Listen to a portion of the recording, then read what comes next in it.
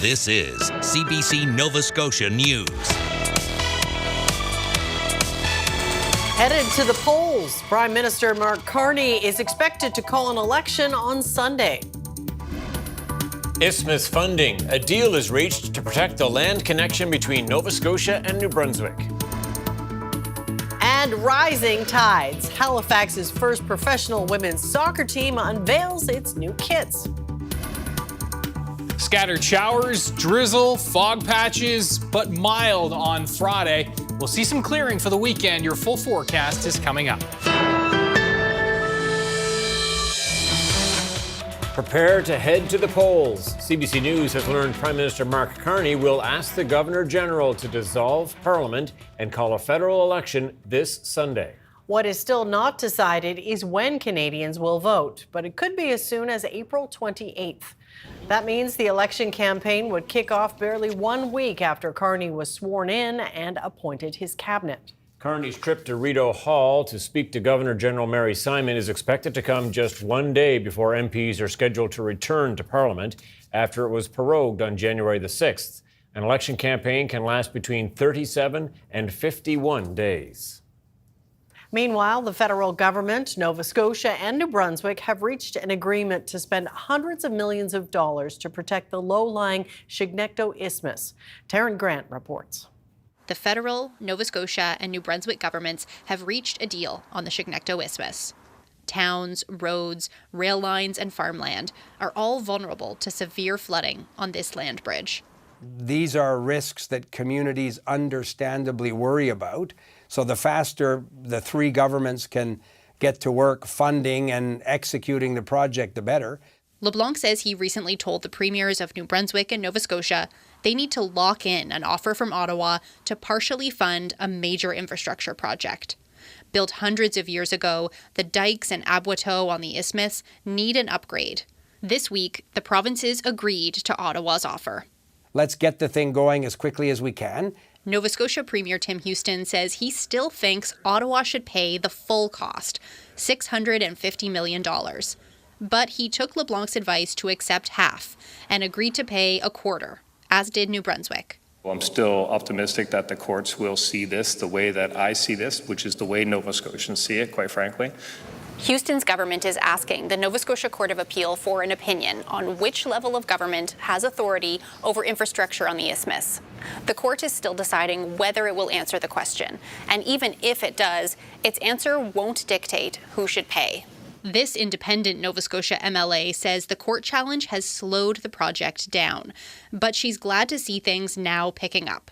We've been asking for this for years, so the announcement today is welcomed, not only for the people I represent in Cumberland North, but for all Nova Scotians. Her counterpart across the border says it's good news for New Brunswickers too, but she's looking for some assurance that the offer won't disappear in the coming months. This is right before a federal election. I think the key thing is that all federal party leaders need to commit to providing this funding if they win the next election. It's now up to the provinces to start planning and design work. The upgrades to the isthmus could take up to a decade. Taryn Grant, CBC News, Halifax. Tariffs are expected to be one of the major topics in the federal election campaign, and retaliatory Chinese tariffs are now in effect on seafood, a vital industry here in Nova Scotia. Seafood products will be taxed at 25%. China is the province's largest export market for live lobster. Fisheries Minister Kent Smith has said they are taking a wait-and-see approach to determine if financial support is required. The Houston government finds itself having to amend another piece of its legislation. The latest bill requiring change is the government's signature interprovincial trade legislation. As Michael Gorman reports, the need for change is part of a pattern that's emerged during this session at Province House. Premier Tim Houston's interprovincial trade bill has been mostly lauded since it was introduced, but last night it got a bumpy reception. One by one, professional regulators lined up at a committee to tell MLAs that Bill 36, which is intended to break down trade barriers, inadvertently puts the public at risk. That's because the way it's written would override their ability to monitor and govern people coming to the province to work. In fact, they wouldn't even know for certain when someone was here or not. By failing to consult with the impacted professional regulators, government missed an opportunity to work with subject matter experts to create legislation that is truly in the public interest. Late last night, the Premier's office shared with CBC News amendments that have been drafted that they say will address the concerns of the regulators. Today, the Premier downplayed the concerns about the lack of consultation on Bill 36. There's a process to how a bill becomes a law. And the process is actually designed to solicit feedback. Now, there's not a lot of governments before mine that followed the process. There's not a lot of governments that would be open to feedback on. We certainly have been. The process is working. People are showing up at Public Bills Committee and having their say. Opposition leaders don't see it that way. Today, they condemned the government's approach to legislating. Progressive Conservative government are terrible legislators. They are bringing forward bill after bill, which has a huge impact on the lives of people in this province, and in each case have failed to consult with core constituencies that are impacted by this legislation. I just don't understand the rationale of not going out and engaging with these stakeholders, knowing that you're going to be bringing these bills forward. This is not the first bill Houston has had to revisit this session. The government is preparing pages of amendments related to access to information rules following concerns from the Privacy Commissioner and members of the public. Houston also plans to back down on changes that would have allowed the Auditor General to be fired without cause and her reports suppressed by cabinet ministers. Both the AG and Privacy Commissioner say they were not consulted by the PCs before those bills were brought forward. Michael Gorman, CBC News at Province House.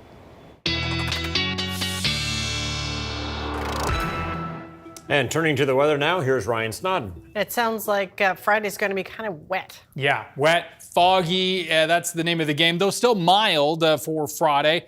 That's some good news that spring is not going anywhere, that's for sure. Now, as we can see, for Thursday evening, those fog patches are going to be spreading inland. We're looking at some drizzle, a better chance for showers by the time we get to Friday morning itself.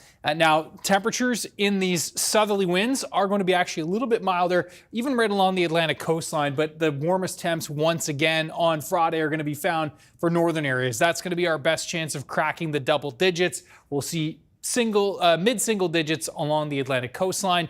Those scattered showers will continue into Friday night and even into early Saturday morning. And then we're going to be watching for a clear out as this front moves through. Could see a few flakes mixing in over northern areas on Saturday morning, but then some clearing skies and some sunshine appearing into the afternoon. So that's some good news there. A little cooler as that second front comes in on Sunday. We'll talk about that with your 7-day coming up. All right. Thanks so much, Ryan. Thanks, Ryan. Thank you. A woman who spent 16 days in an extreme form of solitary confinement in a Nova Scotia prison is now suing the federal government for damages. 5 years ago, Lisa Adams successfully argued her charter rights were breached. That's after corrections officials put her in a cell on suspicion she was hiding drugs in her vagina. Canada has since changed the law governing this, but as Shayna Luck reports, the case continues. Ever since I started preparing for it in that sense, I've really noticed a big struggle. Lisa Adams is mentally preparing to testify about her experience in a Nova Scotia prison in 2020. She was serving a sentence at Nova Institution in Truro for drug dealing. Officials suspected she was hiding drugs in her vagina. They placed her in what's known as a dry cell, a room with no flushing toilet or running water, where she was watched through a glass window and a security camera at all times. The lights stayed on round the clock as guards watched her, taking notes every 15 minutes. A doctor's examination eventually revealed Adams didn't have drugs in her, but she stayed in the cell for 16 days. She went through a mental breakdown and became suicidal. 5 years ago, I called her in prison to ask about that experience. I kept thinking, well, when's this going to end? It's not going to end. It's not going to end. And they're going to, it's gone on this long. They have to come up with, it was so slowly having that monitoring kind of slowly drove me off the deep end, I guess, for lack of a better way to say that. Adams says she's tried to compartmentalize it, but she knows she'll have to speak about it soon. I've kind of set it to the side as opposed to fully healing from it yet, because I didn't want to have to re-experience all of the details and have to go through it all over again. A judge already agreed her rights were violated, and the federal government placed new restrictions on the use of dry cells. But no money was attached to that decision, and that's why Adams is returning to court now. Mike Dull is Adams's lawyer. He won't name an amount, but he says other courts have said solitary confinement is a rights violation. They knew what they were doing was wrong. They did it anyways. They need to be taught a lesson. In its statement of defense, the government says its staff didn't do anything wrong because they were following the law as it was written at the time. The lawsuit is scheduled to be heard in June. Shayna Luck, CBC News, Halifax. City officials have removed the remaining tents from the Halifax Common. In a statement, HRM said it issued a notice March 3rd, giving the 8 people who were sheltering there until the 16th to relocate. The Halifax Common is not one of the city's designated tenting locations. As of Thursday morning, there were still 4 tents at the site. But after staff visited all 4, they confirmed there was no one sheltering in them and have since cleaned up the area. A plan in Nova Scotia to build North America's first coastal refuge for captive whales on the province's eastern shore may have hit a dead end. Documents obtained by the Canadian press reveal the nonprofit whale sanctuary project has yet to secure approval from all 5 owners of property adjacent to where the group plans to build a 40-hectare floating pen. The documents say the U.S.-based group won't be granted a Crown lease to start construction in a bay near the small town of Port Hilford unless the landowners grant unanimous consent. The group's executive director says the $20 million project could be derailed by just 3 landowners. The Maritimes' first ever pro women's soccer team is going to play right here at the Halifax Wanderers grounds on April 26th. And the Halifax Tides FC just revealed their new kits. I'm here at the Wanderers grounds with Courtney Sherlock and Diana Matheson. So tell me about the kit. First of all, you're wearing an example of it. Yes, I'm very excited to show this kit. This is going to be our home kit. So this signifies the ocean and the tides. We've got the ripple effect of the waves rising to the left, showing us rising up. We have the power of the ocean behind us when we're playing on our home field. And tell me about the away jersey as well. So the away jersey is a white base with purple granite, and that's to signify the power of the earth. And so we're going to take that power that we find beneath our feet in Nova Scotia across the country with us when we travel. All right, Diana, talk to me about the importance of having women's professional sports here in the Maritimes and across Canada. Yeah, I think what Haligonians need to know is from day one, this is going to be one of the top 5 women's professional soccer leagues in the world. Even though it's our first year here in Canada, Halifax is one of 6 founding teams. So from day one, you've got one of the best women's soccer clubs in the world, and this is just the beginning. We want fans to build it with us. I fully expect this to be one of the best and rowdiest venues in the league. I cannot wait until April 26th to be here in person. And it's about creating opportunities and driving equity because, you can't be what you can't see.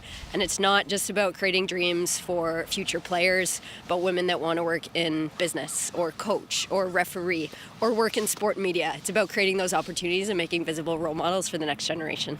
All right, well, talk to me about the support from the community. This is just getting off the ground, but what has the reaction been like so far? The reaction has been incredible. We just had our event last night. It was sold out. 500 fans, 500 supporters there to see the players, to see the kit unveiled. And we see our product, our kit everywhere out in the market, our merchandise. People are proudly wearing our name. They're purchasing the tickets and they're saying, how can I help? So the community has embraced us with open arms.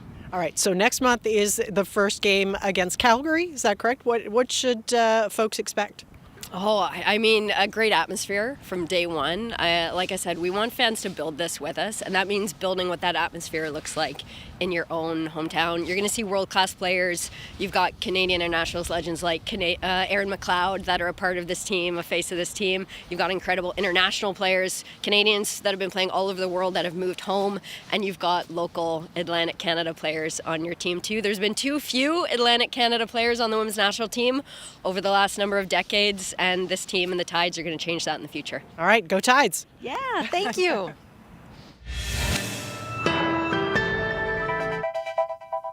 Well, just a little bit of fog. Foggy for sure. Over Dartmouth. Ryan's up next with his full weather forecast. We will see you in just a few minutes.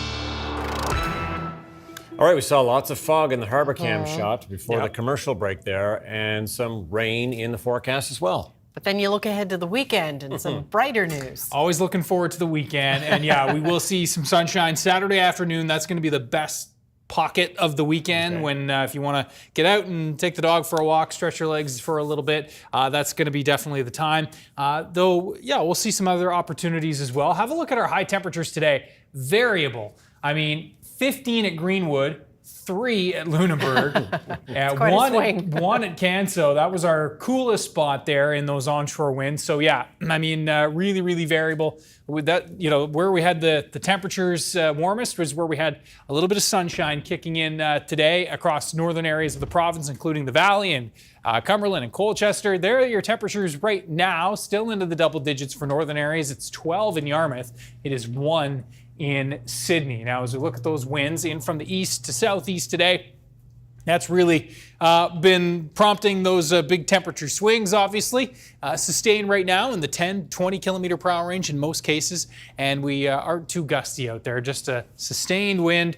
Now, overnight tonight, we will be looking at those winds shifting a little bit more back to the south. That'll be the case certainly for Friday. Backing things out, there's the frontal boundary that's moving through eastern North America right now. The warm air surging up ahead of it. That's what we will continue to experience. And then some cooler air on the back side of the system, but not too cold. That's the good news. It's this cold front here that's going to be swinging in for Sunday, late Sunday, and that is going to be holding some much cooler air with it. It will grab some of that northern Canada air and help to direct that in, as you will see here with the long-range forecast. Note temperatures, falling here, certainly on the other side of that frontal boundary through eastern North America right now. As we look at the overnight temperatures for tonight, note that we are going to be dropping generally into the 3 to 6 range. We'll see some patchy fog, even as far inland as the northern areas of the province. We're going to be seeing periods of drizzle, showers. The best chances are going to be for Friday morning, early on, and then again into the afternoon. We'll see these rounds of showers moving through. So make sure you've got the umbrella handy or the rain jacket. Temperatures will once again be variable. 5-6 degrees along the Atlantic coastline. Will be in the 10 to 11 range for northern Cape Breton. 13 to 14 Antigonish into New Glasgow, Pictou, Tatamagouche. Temperatures will be a bit cooler through central areas, but 7 to 9 degrees looking quite likely for most. We'll be into the double digits for the valley for Friday as well, and 5 to 6 degrees again along the south shore. Rainfall totals, this is not going to be a soaker by any stretch, but we will be looking at generally 5 to 15 millimeters of rain, and then we're going to be looking at some pockets that could push up a little bit north of 20, eastern shore, even back towards the west. And I should mention that these are totals by Saturday morning.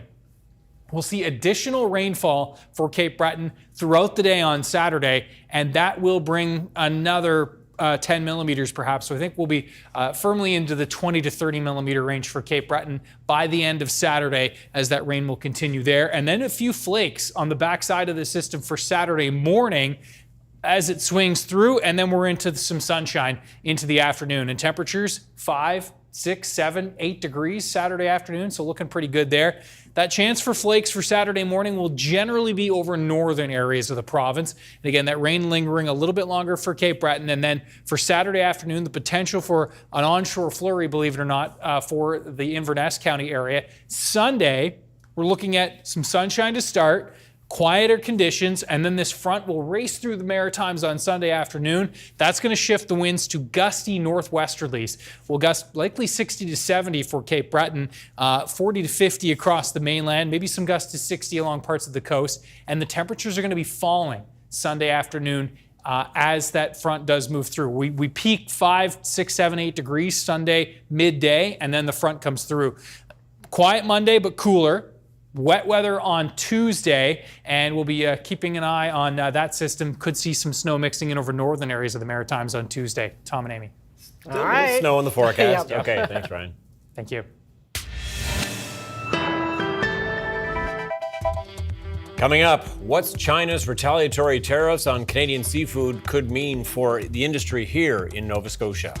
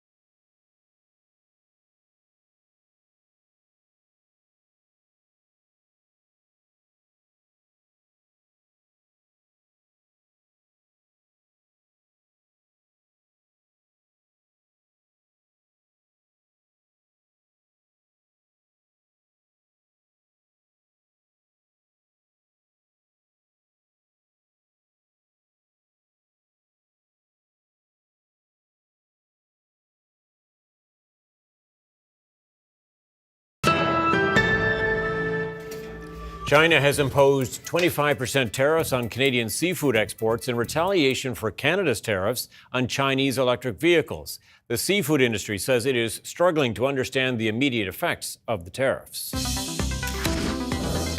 Chris Vescato is the executive director of the Nova Scotia Seafood Alliance. So the tariffs from China are in effect. How does that tariff or these tariffs operate differently from the ones we've been hearing about in the U.S.?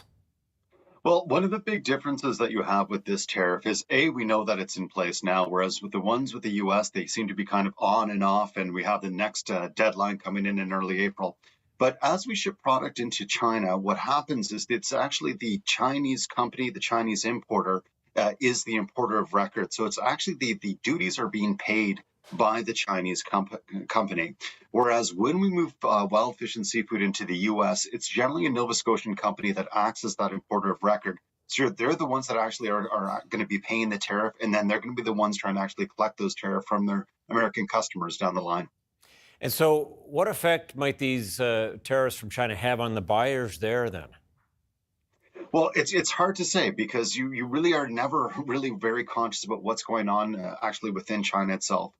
We can expect that there is going to be some pushback from a Chinese consumer really being hesitant to pay that additional 25% cost on any item that comes out. And really that just links to the economic headwinds we're all facing.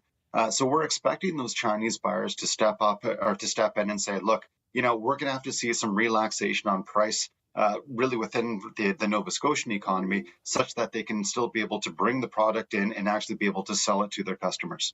It's worth pointing out that the Chinese tariffs are against all seafood. Presumably, some of the fisheries will be better suited to cope with that than others. Is that right? Well, that's very true. I mean, if you look at any scope of wild fish and seafood, we have a multitude of different places where we put it, right? If we look at Nova Scotia particularly, we are looking at probably maybe about $460 million of live lobster exports that we put into China. And that represents maybe about 40% of our live exports that we put in worldwide. Once again, about 40% goes into the U.S. And so what we have is we have a breadbasket of customers that we can approach. Whereas for some other products that are out there, things that come to mind are whelk, sea cucumber. Really, at that point, what we're looking at is the Chinese market is the only market that we can go into those products. So the impact of these tariffs, though the numbers of those other products I'm talking about might seem smaller in the big scheme of things of the Nova Scotian economy, the impacts can be much greater because you're seeing a very, very tight pushback that's going to happen on price, which might impact whether some of those fisheries even move forward this year. Of course, the history to all of this is that China's actions are retaliatory for Canada's tariffs on electric vehicles made in China. How is that going over with people in the fishery? Obviously, it's never goes over well when you have a tariff fight of any type. In this case, yes, there has been discussions about the fact that the strategic attack, so to speak, on the Nova Scotian wild fish and seafood industry by the Chinese tariffs does seem to be in response for something that has absolutely nothing to do with the seafood sector as a whole. At the same time, we do hope that the federal government does recognize this and gives it the same sort of disproportionate response in looking at the seafood sector to make sure that we remain viable during this period of time. At the same time, there's an opportunity for all parties to get back to the table and actually have some real discussions to make sure that this doesn't persist for too long. There's definitely a resolution out there somewhere. We just need the two parties to sit down and come to one. And in the meantime, and particularly with the U.S. tariffs, what kind of strategies can companies employ? I mean, does it matter if the Americans come to us to buy the product across our border and drive it south themselves, or does it matter who is taking it across the border? That's a great question, Tom. When you think about it, at the end of the day, no matter what, the U.S. consumer is going to be asked to swallow 25% more cost for their wild fish and seafood products. Now, what's happened is the U.S. customer has said repeatedly, whether you're in the Boston show or whether you're talking to buyers otherwise, they're saying, no, our customers are not going to be able to take that 25%. In fact, they're holding fast on the price points that they have now, whether there's tariffs there or not. What that's going to mean is that the tariffs do come into place, you're going to get these very, very strong pressures to actually start rolling back prices all the way through the value chain. So whether you're a buyer, a processor, or a harvester, you're going to see your prices begin to claw back as you try and be able to deliver on a price point that the consumer in the U.S. will still be able to purchase the product. And do you agree with the government's seemingly wait-and-see approach here, or do you want to see them take some action? Well, it's really difficult to say what action should be taken until we know exactly what's going to happen. I mean, if we look at the Chinese tariff situation, we know that those tariffs were announced, 2 weeks ago? We knew that they were come into place. They are now here. The question is, what is that going to mean from the Chinese market themselves? Are they still going to be moving the same volumes of product? Is there still going to be a price point that they can be moved? Is there any elasticity in that price? That remains to be resolved, and we'll see that over the coming period of time. At the same time, as we look with the U.S. market, we're asking ourselves, A, is there going to be a tariff? If there is a tariff, how long is it going to last? We're going to see these for 1 day, 2 days, 3 days, 5 days, 6 months. At this point, we're getting no clarity on it. And at the same time, if you follow the U.S. media, there's now discussions ongoing about whether it will be 25% for all products or whether they'll come at some substantially small number for some products and study go up from there. So at this point, we still don't know exactly what we need the supports for in order to be able to deal with what problem we're facing. I can say the supports that have been offered with relation to market diversification have been fantastic. You know, that's ongoing all the time, and hopefully we begin to see some results coming out of those. Yeah, lots of questions, as you say. Appreciate your insights on this, Chris Viscato. Thank you very much. Thanks, Tom. Appreciate it. Coming up, preliminary report. The Transportation Safety Board releases details of that fiery plane crash in Toronto last month. And buyer beware, how artificial intelligence is helping scammers up the ante with more sophisticated schemes.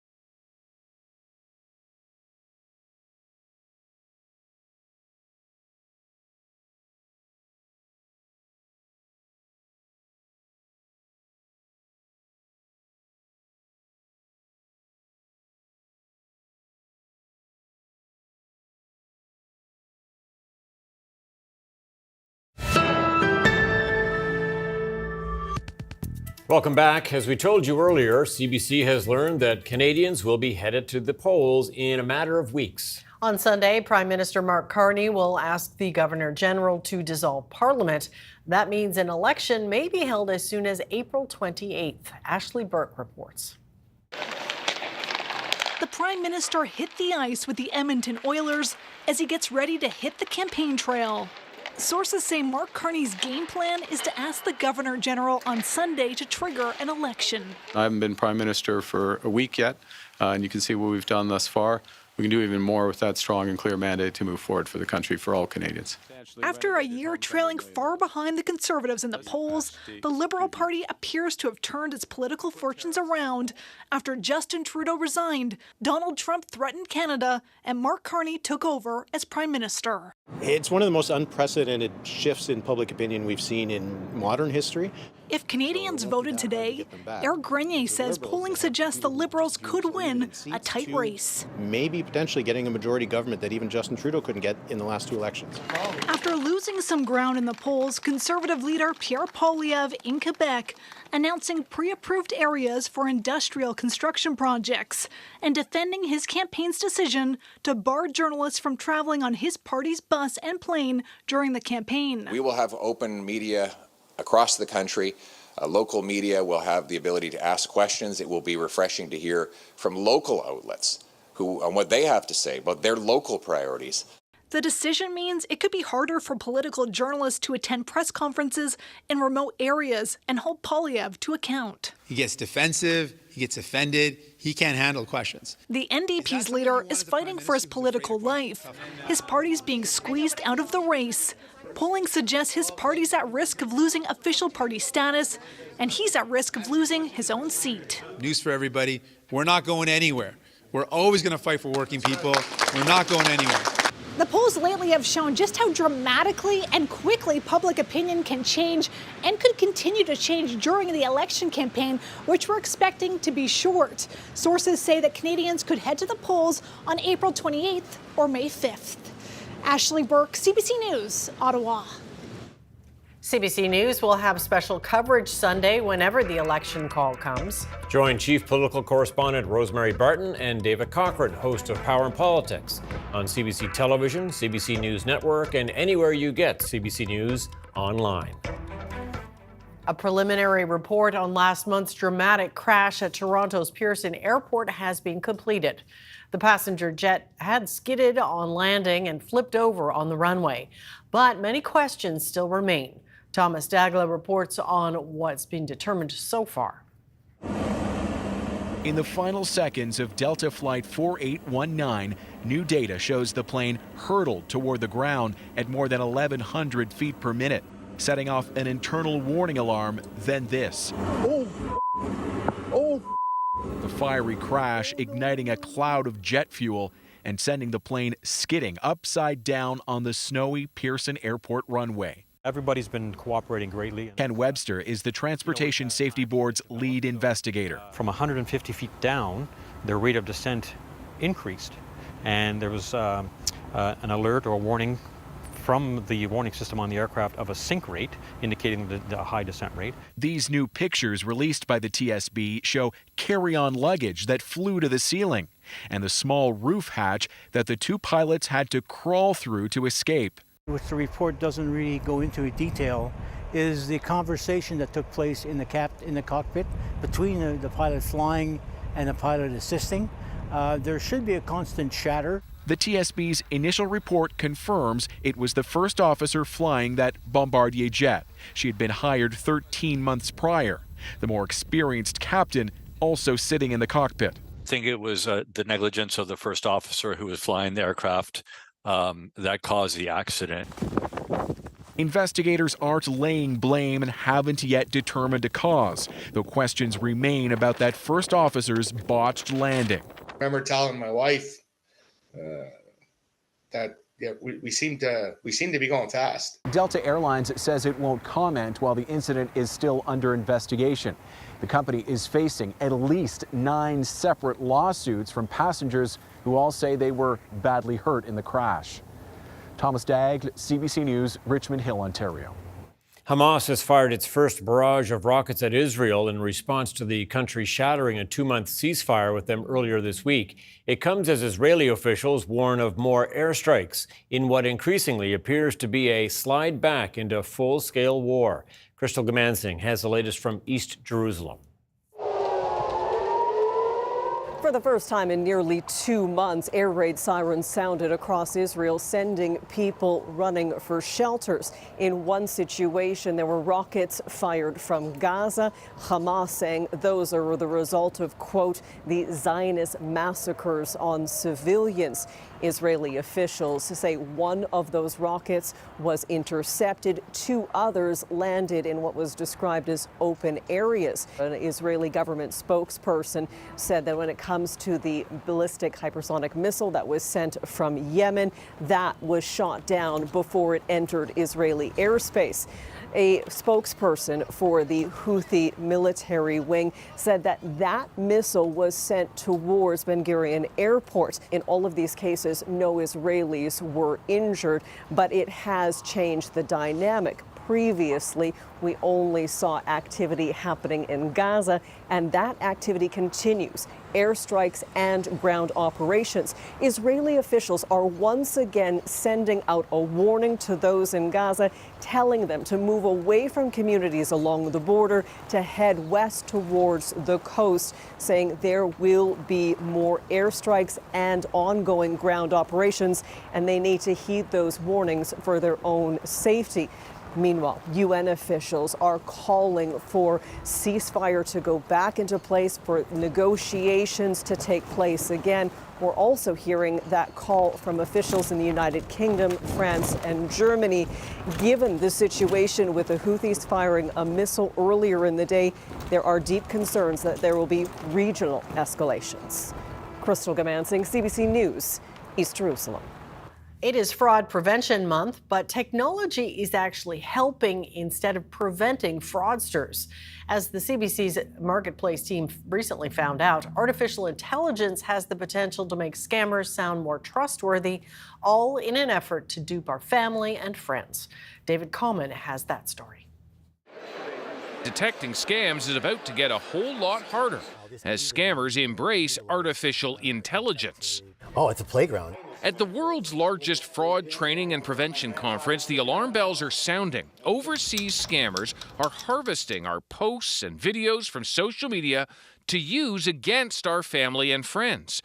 Former CIA officer Peter Wormcutt did it in under a minute, using me as an example. Hi, this is David Common reporting from Las Vegas, Nevada at the 35th Annual ACFE Global Fraud Conference. That's nuts. By fraudsters.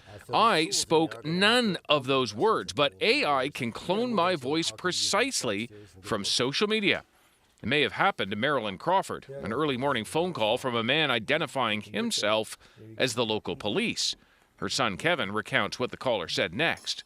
We have your grandson in custody. He has been involved with a car theft, and we need $9,000 to release him. It's called the grandparent scam. They said, here, we have Ian here, and he goes, hi, Grandma. Police say they need some money to release me, or they're going to keep me in jail.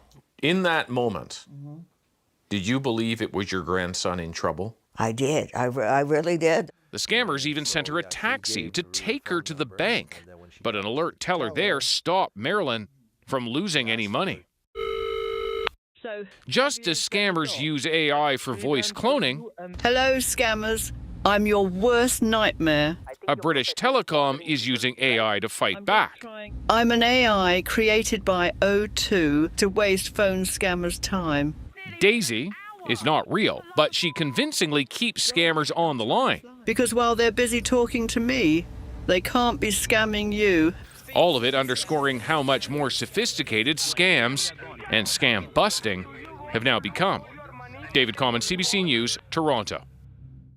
Well, if you have a sweet tooth for chocolate, brace yourself. Your favorite chocolate bar might get a lot more expensive. And it's not just because of tariffs. The CBC's Ethan Williams reports. Faye Moffat is hard at work making her next batch of specialty chocolates, but the Saskatoon chocolatier is finding it much more expensive to purchase the cocoa she needs for her sweet snacks. In 2023, it was about $3,300 a ton, and now it's up to about $10,000 to $12,000 a ton. So it's 3 to 4 times increased over the last year and a half. It all stems from poor conditions for growing cocoa. Major cocoa-producing countries in West Africa have faced extreme temperatures, floods, and drought in recent growing seasons, ruining cocoa harvests. And conditions are only getting worse. All of these different impacts are traced, they're more extreme and they're more frequent due to climate change, even though you can't attribute necessarily a single event due to climate change. But these have been tracked over the last 10 or 20 years, and you can see the increase in intensity and frequency. One researcher says despite the resulting price hike on chocolate, the profits are not reaching cocoa farmers, preventing them from adapting to climate change. They are not able to invest in their farms to regenerate their cacao trees, have more productive trees that are planted, or fight the disease and viruses that are affecting the tree. It's not just the weather thousands of kilometers away that impacts Moffat's Saskatchewan business. Hotter summers here and hot temperatures lasting well into fall can melt her chocolate creations. On weeks where it's, in high 20s or 30s, we tend to not ship our chocolate unless our client really wants it. And then we will put ice packs in, but there are definitely times where we just have to slow our shipping. And keeping all that chocolate cool with those ice packs and air conditioning is costly, adding to the already skyrocketing price of cocoa. And while she may not be able to buy her cocoa locally, Moffat says she works to buy everything else for her shop from Canada, supporting local industry while saving a few dollars. Ethan Williams, CBC News, Regina.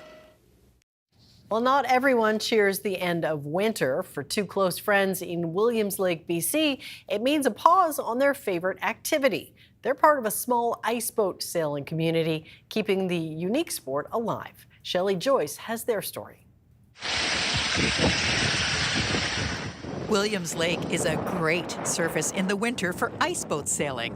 It's a unique sport. We can get across the lake definitely in under a minute and a half. Steve Oliver and Rocco Catalano's group of cohorts has dwindled. One old pal passed away. 2 others moved on. So you travel along like this, and you use this to steer. Steve and Rocco are what's left, and they've stuck together through a mutual thirst for thrills. I just like the silence and the free-flowing, almost flying sensation that you get with an ice boat. The guys you do sail with, you sort of become, like you got to depend on each other in a way because there's no one else really out there when you're sailing. We tested the ice this morning, and it's done. It's a short season for ice sailing in Williams Lake. Steve is a retired lawyer. Rocco used to teach band. And they have to take advantage of that free time, the wind, weather, and the thickness of the ice to make the most of their winter sport. With Williams Lake, what happens is you get a little sun and warm, and it melts the snow, and then you've got a nice layer of ice. To make sure if I run through the ice, I could pick my way out of it. Hopefully. Like most thrill sports, there are risks involved, and success depends on just the right amount of wind. This is a very gusty lake. There's been times where I've opened the sail up too much and I got blown right over. And other times where I would have to, it was so windy, I just took it on my sail down and walked it back. The ice sailing season is short. They only got out half a dozen times this winter. So what do these guys do to stay in shape over the summer months? Drink a lot of beer. Yeah. Well, that and mountain biking in my case. I like to do that. Shelley Joyce, CBC News, Williams Lake. Well, hoping to capitalize on the healthy eating movement, McDonald's Canada is unveiling its newest vegetable-based burger. The fast food chain is testing what's dubbed the McVeggie burger for a few weeks in British Columbia, Ontario, and New Brunswick. The chain hopes the new McVeggie will attract customers with dietary restrictions or those who want more variety. This isn't the burger giant's first foray into veggie territory. Back in 2019 and 2020, it rolled out a plant-based sandwich called the PLT. It was quickly withdrawn as McDonald's market chief says it wasn't what consumers were looking for. Don't remember the PLT.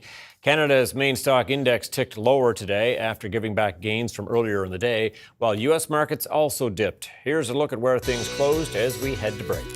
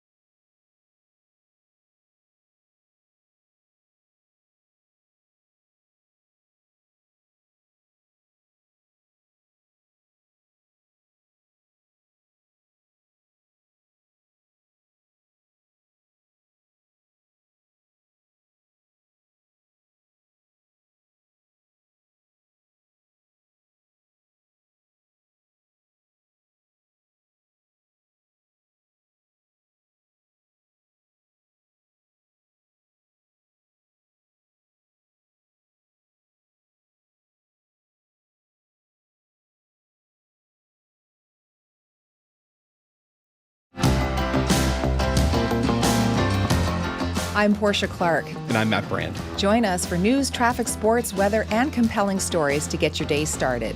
That's on Information Morning for mainland Nova Scotia, weekdays on CBC Radio.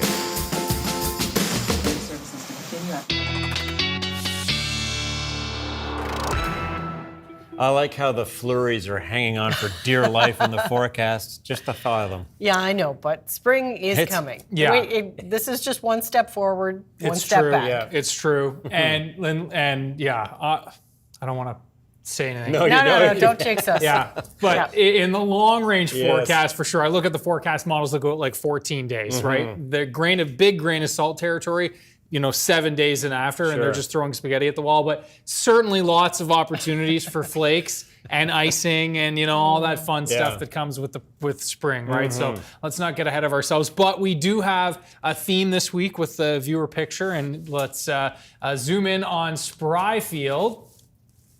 Beautiful spot as always, and yes, former CBCer Mark Pinio. Lots of color Three there. different colors this time. Yeah, nicely done there, Mark. And they're wide open. Yeah, they're not just little buds. No, it's true. They're not going back, are they? Well, they tend to cover up pretty well if there's cold and snow coming. But it does look like we're snow free in the Halifax area anyway for the next couple of days. But we are looking at the onshore flurries, or onshore showers. Careful, Get it out of your brain, Ryan. With fog patches, drizzle, shower opportunities throughout the day on Friday. So make sure you do have the umbrella handy. There are those temperatures, 8, 9, 10 for inland areas, closer to 5, 6, and 7 along that Atlantic coastline.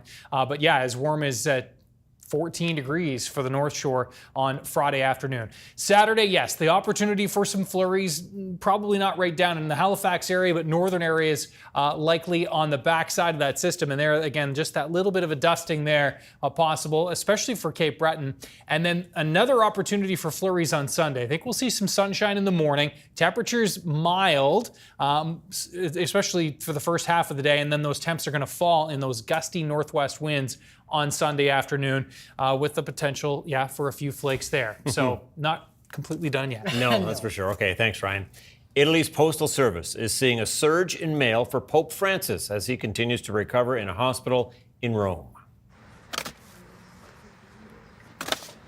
Now, most of the letters are from children. Several have drawings. All of them wish the 88-year-old pontiff a speedy recovery. One kid even suggesting the Pope ask for a PlayStation as a gift. Nice. Now, he's been hospitalized with double pneumonia for more than a month now. The hospital sends a van to collect the large volume of mail for the Vatican and the Pope. All deliveries undergo security checks before being processed. Some pretty nice artwork in some of those. Yeah, You see that's that? great. The PlayStation, maybe. Yeah, you bet. That's it for us tonight. Thanks so much for watching. We'll see you next time. Good night. Good night.